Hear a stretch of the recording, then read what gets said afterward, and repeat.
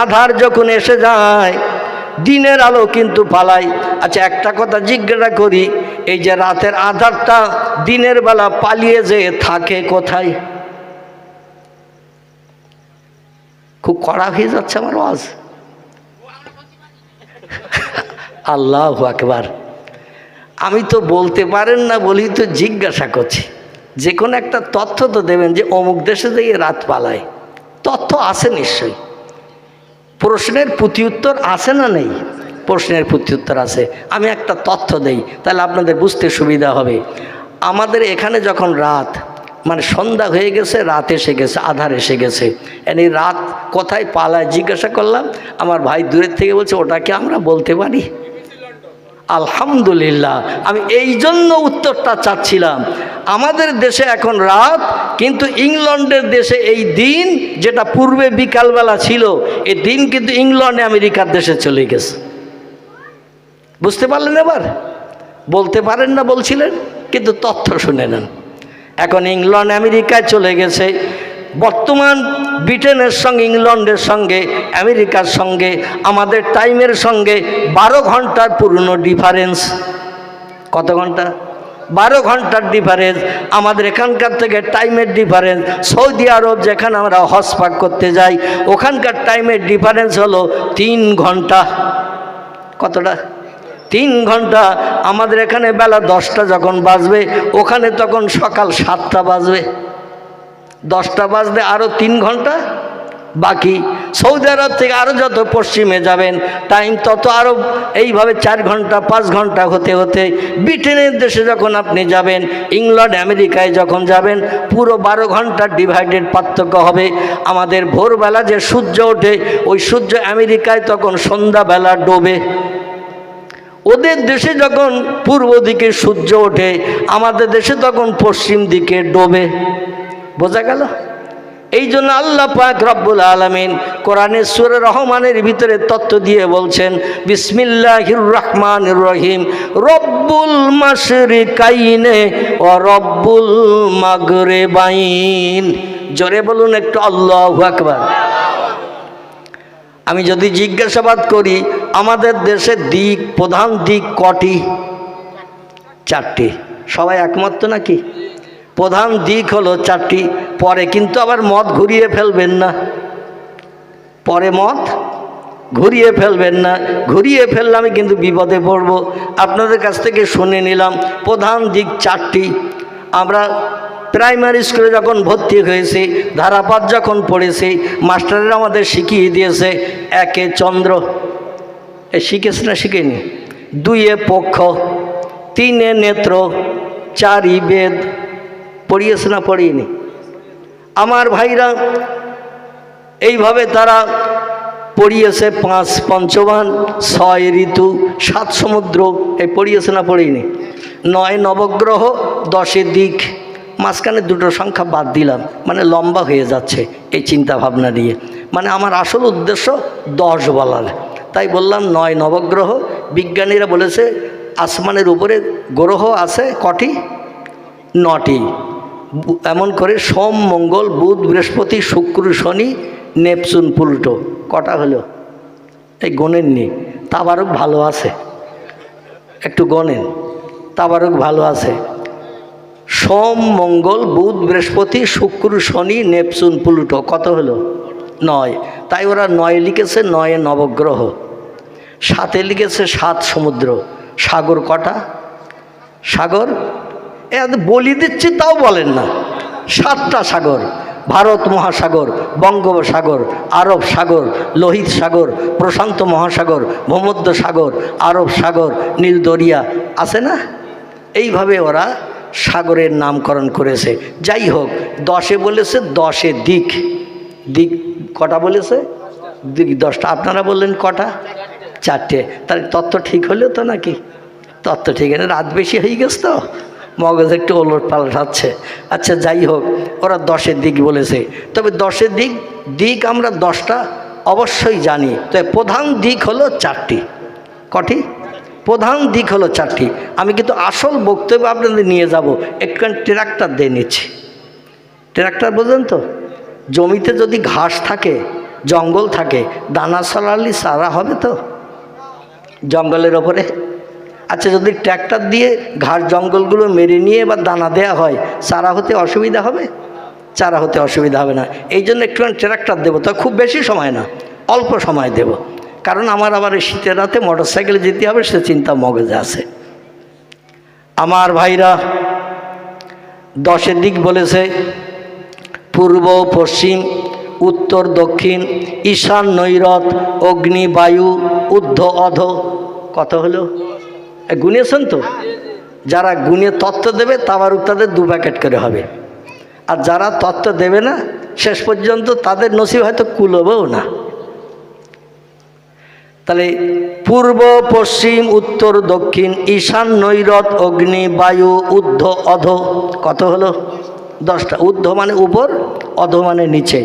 তাহলে নিচেও একটা দিক আছে, উপরেও একটা আছে। পূর্ব পশ্চিম উত্তর দক্ষিণ প্রধান দিক 4টি, ঈশান নৈরত অগ্নি বায়ু 4টে কোণ। বোঝা গেল? তাহলে 10 দিক, দিক 10টা, এটাও আমরা মানি, ঠিক না ভুল? কিন্তু প্রধান দিক কটি? প্রধান দিক হলো 4টি। আমার ভাইরা, আল্লাহ বলছেন, ও পৃথিবীর মানুষ, তোমরা শোনো, প্রধান দিক তোমরা 4টে গণনা করো।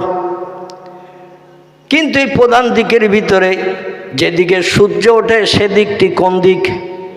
পূর্ব দিক। যেদিকে সূর্য ডোবে সেদিকটা কোন দিক? পশ্চিম দিক। পশ্চিম দিকে ফিরে দাঁড়ান, ডান হাতে যেটা পড়বে সেটা কোন দিক? উত্তর। বাম হাতে যেটা পড়বে সেটা কোন দিক? দক্ষিণ। এইটা হলো প্রধান দিক 4টি। পিছনে সূর্য ওঠে যেদিকে সেদিকটি পূর্ব দিক, যেদিকে সূর্য ডোবে সেদিকটি পশ্চিম দিক।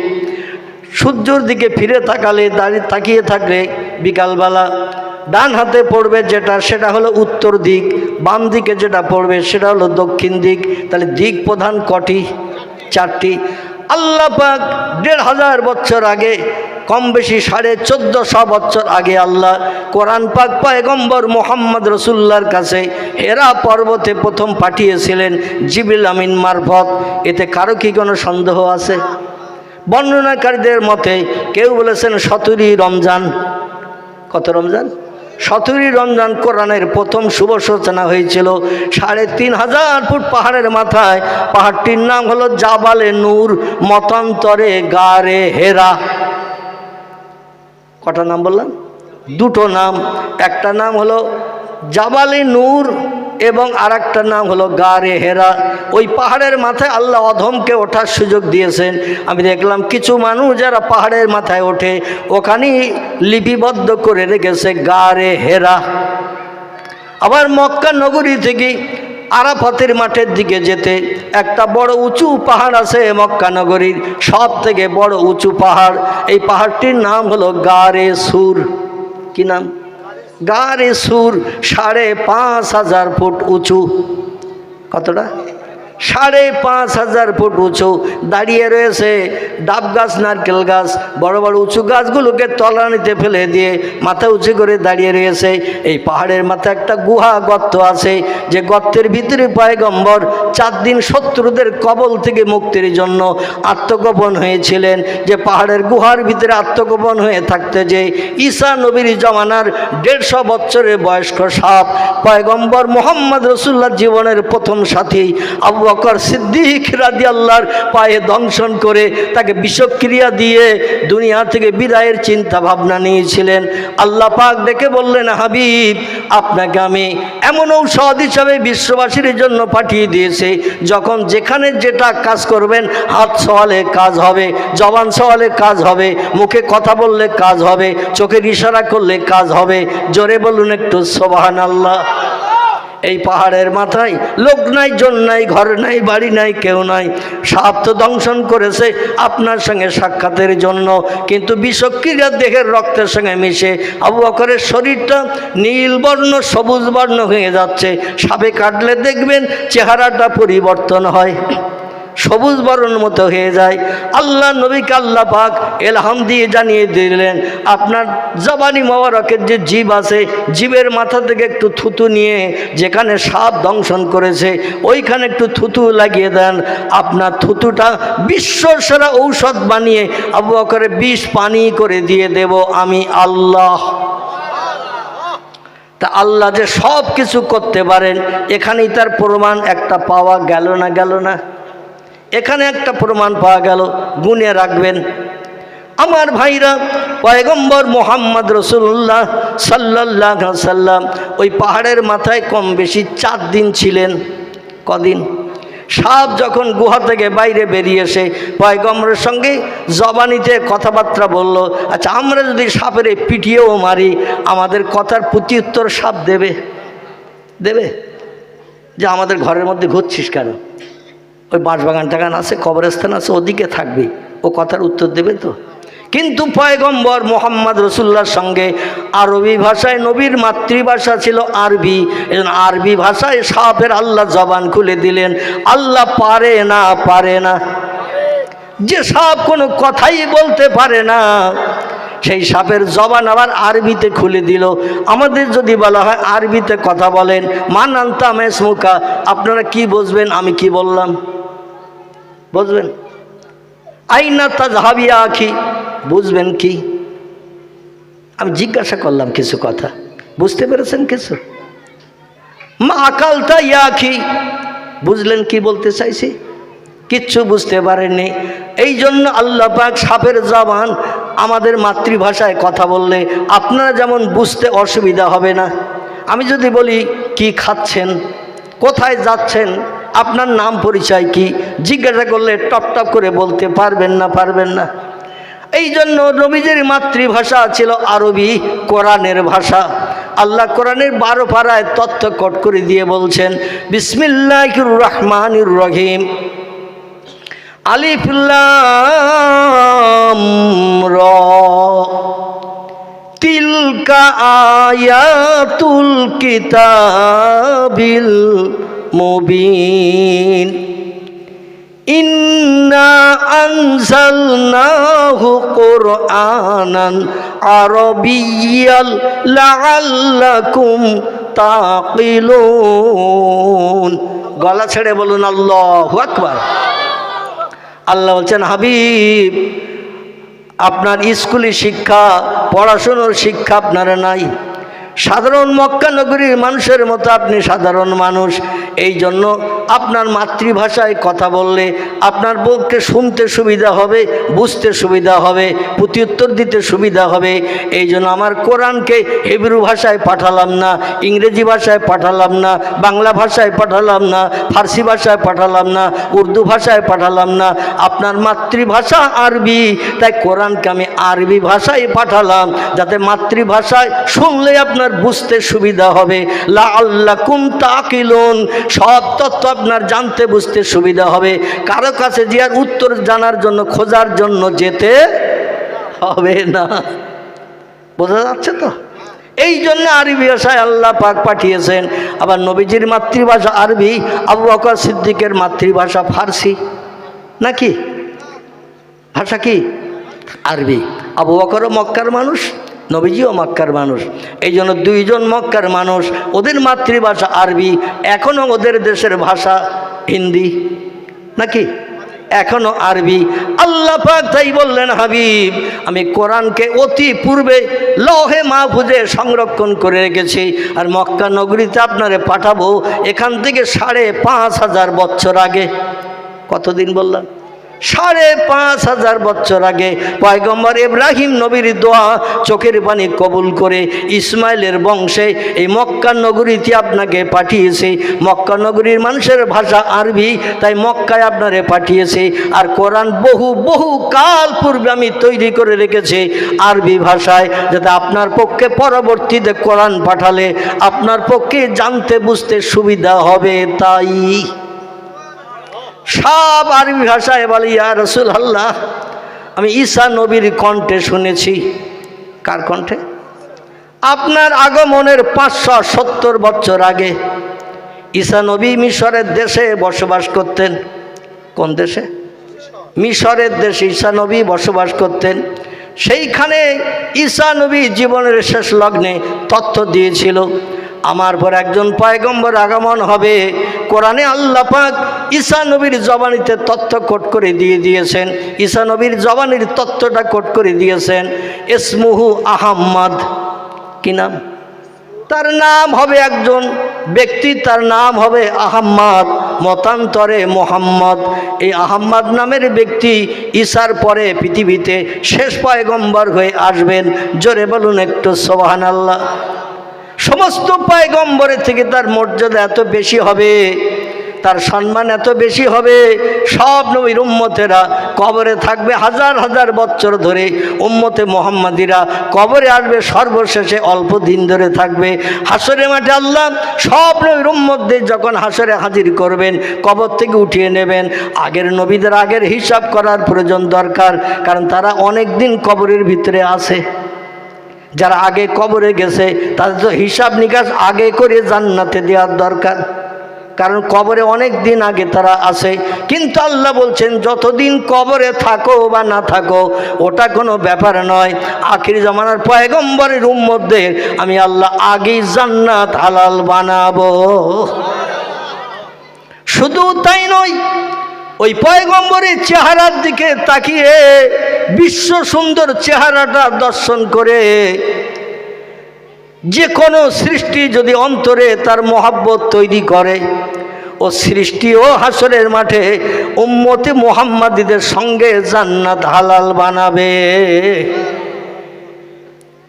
এই জন্য খেজুর গাছও জান্নাতে যাবে। কোথায় যাবে? উস্তুনে হান্নানা মসজিদে নববীর ভিতরে একটা খেজুর গাছ। নবীর মোহাব্বত, প্রেম, ভালোবাসা দেখানোর কারণে আল্লাহর নবী মোহাম্মদ রসুল্লাহ বললেন, জান্নাতের ভিতরে আমি যেখানে থাকবো তুমিও সেইখানে বসবাস করবে। তাহলে গাছের সৌভাগ্য খুলে গেল না? গেল না? ঈসা নবীর মুখে এই তত্ত্ব শুনে সাপ বলল, কোথায় পয়গম্বর আগমন করবে এই তত্ত্বটা আমার জানার দরকার। ইঞ্জিনের ভিতরে লিপিবদ্ধ হয়ে আছে, মরুভূমির দেশ হবে, পাহাড়ি এলাকার দেশ। জায়গাটির নাম সংস্কৃত ভাষায় বলা হয়েছে সম্বল। কি নাম বলা হয়েছে? সম্বল নামন একটি জায়গা। এই জায়গায় আখির জমানার পয়গম্বরের আগমন হবে। সম্বল শব্দটা ব্যবহার করা হয়েছে সংস্কৃত ভাষায়, আরবি থেকে বলা হয়েছে আরব। কি নাম? বর্তমানে তার নামকরণ করা হয়েছে সৌদি আরব। কি আরব? সৌদি আরব। এইখানে শেষ যুগের পয়গম্বরের আগমন হবে, কারণ তার পিতামাতার বসবাস হবে ওইখানে। জায়গাটির নাম কোরআনে এসেছে বাক্কা। কি নাম? জায়গাটির নাম কোরআনে এসেছে বাক্কা। পরবর্তীতে মানুষ নাম পাল্টিয়ে নামকরণ করেছে মক্কা। বোঝা যাচ্ছে তো? আগে জায়গাটির নাম কোরআনে এসেছে বাক্কা। যদি বলেন হুজুর তথ্যটা কি, তাহলে আমার কোরআনের আয়াত পড়তে হয়। বিসমিল্লাহির রহমানির রহিম। আমার আল্লাহ পাক রব্বুল আলামিন তিনি কোরআনের ভিতরে বলছেন, লাল্লাযী বিবাক্কাতা মুবারাকাও ওয়া হুদাল লিল আলামিন। জোরে বলুন একটু আল্লাহু আকবার। ইন্না আউওয়ালা বাইতিন উদিয়া লিন্নাসে লাল্লাযী বিবাক্কাতা। এই বাক্কা শব্দটা শুনলেন না? শুনলেন না? আল্লাহ বলছেন পৃথিবীতে প্রথম ইবাদতের ঘর, যখন কোনো ঘর পৃথিবীতে ছিল না, গাছপালা ছিল না, শুধু ছিল পানি আর পানি। 228টি দেশ বর্তমানে দ্বীপের উপরে, একটাও দ্বীপ টিপ কিছুই ছিল না। মাটির দ্বীপের উপরে বর্তমান পৃথিবীতে দেশের সংখ্যা 228টি। এই দ্বীপের চতুর্দিকে সাগরের পানি, একটাও দ্বীপ ছিল না, শুধু ছিল তামাম পৃথিবীতে পানি। আল্লাহ প্রথম কোন শব্দ ব্যবহার করে একটা দ্বীপ বানিয়েছিলেন? এই দ্বীপটির নাম হলো বাক্কা। কি নাম? বাক্কা। পরবর্তী মানুষ বাক্কা শব্দটার নাম পাল্টিয়ে নামকরণ করেছে মক্কা। যেমন আমাদের ভারতবর্ষের জমিনে অনেক জায়গার নাম বর্তমান সরকার পাল্টিয়ে দিয়েছে। ঠিক বললাম না ভুল বললাম? মোগল সরাই বলে একটা স্টেশন ছিল, জংশন, উত্তরপ্রদেশে। নাম শুনেছেন? সেই জায়গাটার নাম পাল্টে এখন একটা হিন্দু লোকের নামে নামকরণ করা হয়েছে। এলাহাবাদ একটা জায়গার নাম আছে উত্তরপ্রদেশে, জায়গাটার নাম পাল্টিয়ে এখন হিন্দু ভাইদের নামে নামকরণ করা হয়েছে। এমন করে দিল্লির জমিনে বাদশাহ ঔরঙ্গজেব, বাদশাহ শাহজাহান, বাদশাহ আলমগীর, এভাবে যারা রাজত্ব করেছিল মোগল সমাজের বাদশারা, তাদের নামগুলো পাল্টিয়ে নাম দিয়েছিল আপনার ওই যে দিল্লির বাদশাহ শাহজাহান স্ত্রীর নামে নামকরণ করেছিল তাজমহল, মমতাজের নামে মমতাজ থেকে তাজমহল, নাম পাল্টিয়ে এখন একটা হিন্দু লোকের নামে নামকরণ করতে শুরু করেছে। যাই হোক, মানে মুসলমানদের নাম আর রাখতে চাইছে না, তাজমহলের নাম পাল্টিয়ে দিয়ে বোধহয় শিব মন্দিরের নামকরণ করতে চাইছে। যাই হোক, এই রকম নাম পরিবর্তন। এই জন্য মদিনার নাম আগে ছিল ইয়াসরিফ। কি নাম বললাম? মদিনায় যেখানে রসুলের কবর আছে, মাজার আছে, রওজা আছে, এই জায়গাটার নাম পূর্বে ছিল ইয়াসরিফ। রসুল যখন হিজরত করে 53 বছর বয়সে ইয়াসরিফে গেলেন, আল্লাহ বলেন আপনার আগমনে দেশের নাম আমি পাল্টি দিয়ে নামকরণ করলাম মদিনা। কিয়ামত পর্যন্ত এই দেশের মানুষ অভাবী হবে না। জোরে বলুন সুবহানাল্লাহ। মদিনা শব্দটির বাংলা অর্থ হলো শান্তির শহর। আচ্ছা, অভাব, দুঃখ, রোগ শোক, বেমারি থাকলে শান্তি শহর হবে না অশান্তির হবে? অশান্তির হবে। আল্লাহ বলেন কিয়ামত পর্যন্ত আপনার আগমনের কারণে দেশের নাম পাল্টে দিয়ে ইয়াসরিফ বাদ দিয়ে নামকরণ করলাম আল মদিনাতুল মুনাওয়ারা। আপনার সঙ্গী সাথী আপনি যখন কোনো বিদেশে ব্যবসা করতে, কাজকর্ম করতে যাবেন, সে দেশের মানুষ যদি জিজ্ঞাসা করে কোথা থেকে এসেছো, ইয়াসরিফ নাম যেন জীবনে বলবে না, নাম বলবে মদিনা থেকে। কোথা থেকে? মদিনা থেকে। তাহলে বাক্কা নাম পূর্বে ছিল কোরআনে দেওয়া আল্লাহর নাম, পরবর্তীতে পাল্টিয়ে নামকরণ করা হয়েছে কি? মক্কা নামকরণ করা হয়েছে। সেই নাম এখনও বহাল তবিয়াতে আছে। জোরে বলুন একটু সুবহান। আমার ভাইরা,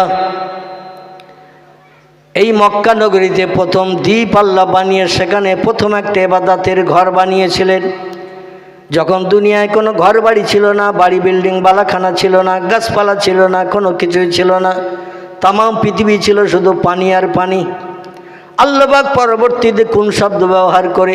সাগরের মাঝখানে ঘোলা পানির গুঁড়ো গুঁড়ো পলিকণা, সরিষার দানার থেকেও গুঁড়ো পলিকণা, বালির ক্ষুদ্র ক্ষুদ্র পলিকণার বালি, এইগুলো জমিয়ে জমিয়ে হাজার হাজার একর বিঘে জমি সাগরের মাঝখানে বানিয়েছেন কে?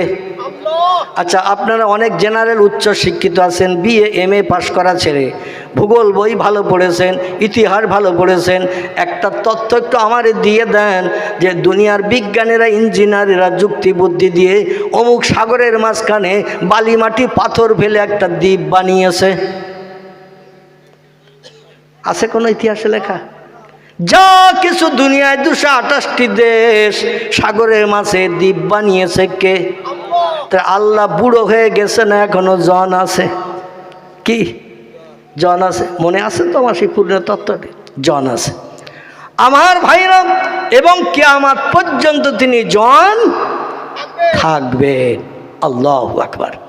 সেই আল্লাহ বলছেন রব্বুল মাশরিকাইনে ওয়া রব্বুল মাগরিবাইন। ও দুনিয়ার মানুষ, তোমরা গণ পূর্ব দিক একটি, পশ্চিম দিক একটি, সূর্য ওঠে যেদিকে সেদিকটি পূর্ব দিক, সূর্য ডোবে যেদিকে সেই দিকটি পশ্চিম দিক। কিন্তু আমি আল্লাহ দুনিয়া বানিয়েছি, সৃষ্টি জগৎ সব আমি বানিয়েছি, সে আল্লাহ আমি তত্ত্ব দিচ্ছি। আমার কোরআনের 27 পারা সূরা রহমানে পৃথিবীতে পূর্ব দিক দুটি। কটি? এ মাথা ঘুরে যাচ্ছে না তো? আল্লাহ বলছেন পৃথিবীতে পূর্ব দিক দুটি। ও রব্বুল মাগরিবাইন, আমি পৃথিবীতে পশ্চিম দিক বানিয়েছি কটি? দুটি। এখন কোরআনে আল্লাহ বলছেন 1500 বছর আগে তত্ত্ব দিয়েছেন। পদ্দাদা পড়লো কোরআন, দাদা পড়লো কোরআন, বাপ পড়লো কোরআন, আমিও পড়ছি কোরআন, আমাদের ছেলে মেয়েরাও মক্তবে পড়ছে কোরআন, কিন্তু এখন আমরা কোরআন বিশ্বাস করতে পেরেছি? কথা বলেন। আর সবাই কোন দিকে, কোন দলে? আমার ভাই তো বললেন না, তো আপনারা তো চুপ করে বসে আছেন। আল্লাহ বলছেন পৃথিবীতে পূর্ব দিক আমি বানিয়েছি দুটি, পশ্চিম দিক আমি বানিয়েছি দুটি। এখন যদি আমরা বিজ্ঞানীদের ভূগোল বইয়ের তত্ত্ব ধারাপাতের তত্ত্ব বিশ্বাস করি, প্রধান দিক হলো চারটি: পূর্ব দিক একটি, পশ্চিম দিক একটি, উত্তর দিক একটি, দক্ষিণ দিক একটি। আল্লাহ বলছেন পূর্ব দিক দুটি, পশ্চিম দিক দুটি। তাহলে উত্তর আর দক্ষিণ ধরলে হবে কটি? কটি? আচ্ছা, এই ছটাকেও বিশ্বাস করি আমরা। তাহলে কোরআন তো আমরা অ্যাভয়েড করি। তাহলে কোরআনের আলোচনা শুনে কোনো লাভ হবে? কথা বলেন।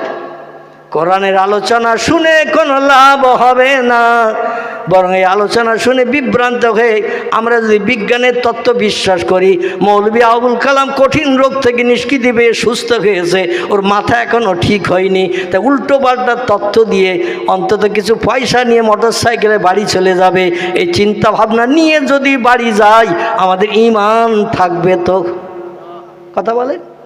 কোরআনের বিরুদ্ধে কোনো সিদ্ধান্ত যখনই নেব, শরীয়তের ফতোয়ার কেতাব, নাম হলো তার হেদায়া, শরীয়তের ফতোয়ার কেতাব, নাম তার ফতোয়া আলমগীর, শরীয়তের ফতোয়ার কেতাব, নাম তার ফতোয়া দুর্রে মোহতার, শরীয়তের ফতোয়ার কেতাব, নাম তার ফতোয়া কাজী খান, শরীয়তের ফতোয়ার কেতাব, নাম তার ফতোয়া মহিত।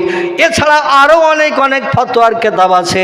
সব ফতোয়ার কেতাবে লেখকের একমত হয়ে লিখেছে, কোরআনের কোনো একটা কথা কোনো ইমানদার মোমেন মুসলমান নামাজি পরেজগার মুসলমান একটা কথা মানতে যদি অস্বীকার করে, বিজ্ঞানীদের তত্ত্ব ঠিক, আল্লাহর কোরআনের কথা ১৫০০ বছর আগের কথা ভুল মিথ্যা, এই ধারণা যদি কেউ করে, সঙ্গে সঙ্গে লোকটা কাফের হয়ে যাবে।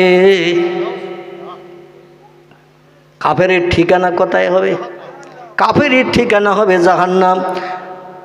একটা তথ্য আপনাদের দিয়ে অন্তত খুশি করব, বাড়ি যেয়ে আর দুশ্চিন্তায় ঘুম কামাই করতে হবে না। বর্ণনাকারীরা, মুফাসসিররা, মুহাদ্দিসরা, ফতোয়াবিদরা বলেছেন, কোরআনের সব কথা যে সত্য, আল্লাহ কোরআনের শুরুতে তথ্য দিয়ে জানিয়েছেন, যালিকাল কিতাবু লা রাইবা ফিহি। জোরে বলা যাবে কি একটা আল্লাহু আকবার? আর একটু জোরে বলা যাবে না আল্লাহু আকবার? আল্লাহ, আমার কোরআনের ভিতরে যত বিষয়ের তত্ত্ব দেওয়া হয়েছে, যত বর্ণনা করা হয়েছে, কোনো কথার ভিতরে ভুল থাকা তো দূরে থাক, কোনো সন্দেহ পর্যন্ত নাই। এই জন্য বর্ণনাকারীরা বলেছেন, কোরআনের সঙ্গে বিজ্ঞানীদের তত্ত্বের যদি মিল না হয়, ওলট পালট হয়ে যায়, রাত দিনের মতো যদি ওলট পালট হয়ে যায়, নারী পুরুষ পুরুষ নারী এই রকম যদি হয়ে যায়, তোমরা কিন্তু দুনিয়ার বিজ্ঞানীদের তথ্যকে লাথি মেরে দেবে, কোরআনের কথা বিশ্বাস করে হৃদয়ে অঙ্কন করে নেবে। তাহলে পরকালে তোমাদের জন্য কোটি কোটি বছরের জান্নাত হালাল হবে। নারায়ে তাকবীর, নারায়ে তাকবীর। দ্বীন ইসলাম, দ্বীন ইসলাম। আমার ভাইরা, আসুন এবার আপনাদের একটু নিয়ে চলে যাই। আল্লাহ পাক যে তত্ত্ব দিলেন, তত্ত্বটা সত্য না মিথ্যা? শুরুতে আল্লাহ বললেন কোনো শকসভা সন্দেহ নেই, ভুল থাকা তো দূরে থাক। আল্লাহ বললেন পৃথিবীতে পূর্ব দিক দুটি, পশ্চিম দিক দুটি। তাহলে এখন কোরআন বিশ্বাস করব না আমাদের ধারাপাতে যেটা লেখা হয়েছে ওটা বিশ্বাস করব? কোরআন বিশ্বাস করবো। আলহামদুলিল্লাহ। এখন কেমন বিশ্বাস করব? একটুখানি তথ্য আজকে আর দেব না, অন্য। হ্যাঁ, আমি আসল দিকে যাই, এটা বলতে হবে। আহারে, মানে আপনারা একবার দুই এমিজে নেবেন যে সামনে আবার আসবেন, মসজিদে জলসা আছে, ও পাড়ায় জলভারে আছে, ওখানে যেয়ে শুনবো, এটা তো কেউ একজন বললেন না। আমার ভাইরা, আল্লাহ পাক রব্বুল আলামিন বলছেন, আমি দুটি পূর্ব দিক পৃথিবীতে এই জন্য বলেছি, ভারতে যখন পূর্ব দিকে সূর্য ওঠে, আমেরিকায় তখন ওই সূর্য পশ্চিম দিকে ডোবে। ওদের সূর্য ডোবে পশ্চিম দিকে, ওই ডোবা সূর্য ভারতের পূর্ব দিকে ওঠে। ওদের পূর্ব দিকে যখন সূর্য উদয় হয়, আমাদের পশ্চিম দিকে ওই সূর্য তখন আস্তে আস্তে ডুবে যায়। সূর্য যখন ডোবা ওঠা করে, তেজটা কম থাকে না বেশি থাকে? তেজটা কম থাকে। এই কম থাকে আমাদের পূর্ব দিকে যখন সূর্য উদয় হয় লাল অস্তিম আভা দেখা দেয়, ওদের পশ্চিম দিকে যখন ডোবে লাল অস্তিম আভা দেখা যায়, তখন সূর্যের তেজ বেশি থাকে না। আমরা দুই দেশে একই নিয়ম দেখতে পাই। জোরে বলুন একটু সুবহানাল্লাহ। আমাদের পূর্ব দিক ওদের পশ্চিম দিক, ওদের পূর্ব দিক আমাদের পশ্চিম দিক, তাহলে দুটি হলো না হয়নি? একটু রিসার্চ করুন, গবেষণা করুন, কোরআন নিয়ে চিন্তা ভাবনা করুন। শুধু শালু কাপড়ে পেঁচিয়ে আলমারির উপরে কিংবা সানসেটের কোণা রেখে দিয়েছি, আর মুরগি মাঝে মাঝে কটকট করলেই ছেলেরে বলি, মিন্টু দেখ ডিম কটা পেড়িয়েছে। ঠিক না ভুল? সানসেটের কোণায় কোরআন শরীফ রাখা আছে। শবে বরাতের 2 দিন 5 দিন আগে কোরআনে হাত পড়বে, তাছাড়া কোরআনে আর হাত পড়বে না। অবশ্য আপনাদের এখানে মক্তব তৈরি হয়েছে, এলাকার মা বোনেরা প্রতিদিন সকাল সন্ধ্যা মনে হয় প্রতিদিন কোরআন খোলে, তালিম করে। কিন্তু 1 বছর পর শবে বরাতে খুললে দেখা যাবে মাকড়সার জালে অ্যাটেস্ট ভরা, কিংবা উই পোকা মনের আনন্দে কোরআনের গায়ে হাত না পড়ে কাঠ এক জায়গায় রাখবেন অনেক দিন জমিনে, যদি ওতে হাত না দেন, নাড়াচাড়া না দেন, ওতে উই পোকা লাগে না? লাগে না? কাঠে কি বোঝা যাচ্ছে তো? কাঠ এক জায়গায় অনেক দিন রাখলে ওতে কিন্তু উই পোকা ধরে। অনেক দিন কোনো জিনিস এক জায়গায় রাখলে দেখবেন ওতে মাকড়সার জাল অ্যাটেস্ট হয়ে ঝুলকালিতে ভর্তি হয়ে যায়। আসলে কোরআনে আমরা হাত লাগাই না, কোরআন রিসার্চ করি না। একটু কোরআন, বাংলা কোরআন কিনুন, আব্দুল হাকিমের লেখা বাংলা কোরআন। কার লেখা? বাংলাদেশের আব্দুল হাকিম, ইনি লিপিবদ্ধ করেছেন বাংলায় কোরআন। আরবি ভাষা তেলাপকার পায়ের মতো ব্যাকা ব্যাকা, জিলবির পেছরে নাই 4 চশমা হের মতো সব জোড়া। ঠিক বলো না ভুল বলে? 4 চশমা হে, 4টে হে একসঙ্গে, জিলিপির পেট যেমন জোড়া, 4 চশমা হে ওই রকম জোড়া। ঠিক কি না? তাই বলে কেউ কি জিলিপির পেস? আমার ভাইরা, ও কি চশমার ফ্রেম? এই চশমা চোখে দিলে যেমন চশমাটার ভিতরে কারুকার্য করা রয়েছে, কানে গোজা, নাকে ধরা, চোখের উপরে কাঁচ লাগানো, কোরআনের অক্ষরগুলো ঠিক চশমার ফ্রেমের মতো অনেক আছে, আছে না? তাই বলে কি কোরআন চশমার ফ্রেম? না না না, কোরআন বলছে তুলিজুল লাইলা ফিন নাহার, আমি দিনের বেলা রাত করি, রাতের বেলা আমি আল্লাহ দিন করি। শুধু তাই না, যেটা কিয়ামত পর্যন্ত বিজ্ঞানীরা করতে পারবে না। ও পৃথিবীর মানুষ, আমার শক্তি ক্ষমতা কেমন তোমরা শোনো। তুখরিজুল হাইয়া মিনাল মাইয়াতে, তুখরিজুল মাইয়াতা মিনাল হাইয়ে। একটু চিল্লায়ে বলুন আল্লাহু আকবার।